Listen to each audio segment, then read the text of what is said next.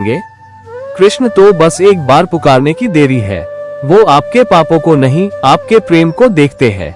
जैसे ही आपका कंठ कृष्ण बोलता है, आपकी आत्मा पर चढ़ी सदियों पुरानी धूल धूल जाती है और आपका नया दिव्य जीवन शुरू होता है। भक्तजनों, क्या आपने कभी सोचा है कि क्यों कुछ लोग कम मेहनत करके भी बहुत सुखी होते हैं और कुछ लोग दिन रात एक करके भी दुख भोगते हैं? इसका उत्तर है हमारे कामक बंधन। शास्त्रों में इसे प्रारब्ध कहा गया है, यानी हमारे पिछले जन्मों का वो हिसाब किताब जो हमें इस जन्म में भोगना ही है। हम सब एक अदृश्य डोरी से बंधे हैं और हम वही काट रहे हैं जो हमने बोया था। लेकिन यहाँ एक बहुत बड़ा रहस्य है। कृष्ण नाम कर्मों की डोरी को काटने वाला एकमात्र तलवार है।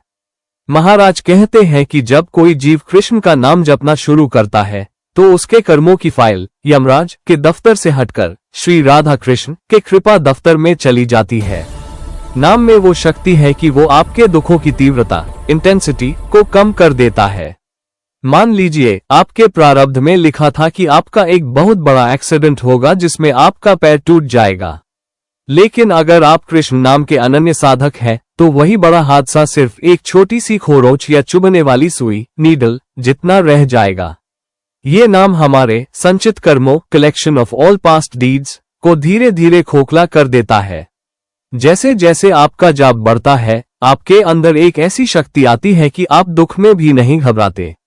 आप समझ जाते हैं कि ये दुख सिर्फ पुराने कर्मों का निबारा है और कृष्ण मेरे साथ है तो फिक्र किस बात की। कृष्ण नाम लेने वाला व्यक्ति भाग्य के भरोसे नहीं बैठता, वो भाग्य विधाता कृष्ण का हाथ पकड़ लेता है। जब आप उनका हाथ पकड़ लेते हैं तो वो आपके जीवन की रस्सी अपने हाथ में ले लेते हैं, बिल्कुल वैसे ही जैसे उन्होंने अर्जुन के रथ के घोड़े पकड़ लिए थे। इसलिए भक्तजनों, अगर आपको लगता है कि आपका वक्त बुरा है या किस्मत साथ नहीं दे रही, तो कृष्ण नाम की शरण लीजिए। वो आपके कर्मों का जाल काट कर आपको परम आनंद की ओर ले जाएंगे। भक्तजनों, क्या आपने कभी ध्यान दिया है कि जब हम किसी मंदिर में प्रवेश करते हैं या किसी सिद्ध महाराज के पास बैठते हैं तो हमें बिना कुछ कहे ही एक अनोखी शांति और ताजगी महसूस होती है? ये सब एनर्जी और वाइब्रेशंस का खेल है। हमारा शरीर सिर्फ हड्डियों और मांस का ढांचा नहीं है, बल्कि ये ऊर्जा का एक केंद्र है। कृष्ण नाम एक ऐसा हाई फ्रीक्वेंसी शब्द है जो हमारे शरीर के रोम रोम को जागृत कर देता है। साइंस आज साउंड थेरेपी पर रिसर्च कर रही है, लेकिन हमारे महाराजों ने हजारों साल पहले ही बता दिया था कि शब्द ही ब्रह्म है।